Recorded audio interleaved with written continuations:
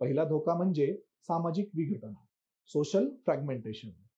काही टीकाकारांचं म्हणणं आहे की पुन्हा जात मोजणं म्हणजे जातीचं राजकारण आणि सामाजिक विभाजन आणखी ठळक करणं. पटेल, जाट, मराठा अशा समाजांनी गेल्या काही वर्षात आरक्षणासाठी आंदोलन केलं. त्यावरूनच याचा राजकीय स्फोट किती मोठा होऊ शकतो हे दिसून आलं. दुसरा धोका आहे प्रशासनिक अराजकता. 2011 मधील सामाजिक आर्थिक जात सर्वेक्षणात नागरिकांनी 46.7 लाख भिन्न जाती नावे नोंदवली. त्यामुळे 8 कोटी चुका झाल्या. पुन्हा असे घडण्याचा धोका आहे. तिसरा धोका म्हणजे याचा राजकीय गैरवापर. कच्च्या जातीय याद्या निवडणुकीत लीक झाल्यास समाज माध्यमांवर वाद पेटू शकतात. मतबँक, अधिकच्या आरक्षण मागण्या, नवीन राजकीय समीकरणं यामुळे शासनात अस्थिरता येऊ शकते. चौथा धोका म्हणजे गोपनीयता म्हणजेच प्रायव्हसी.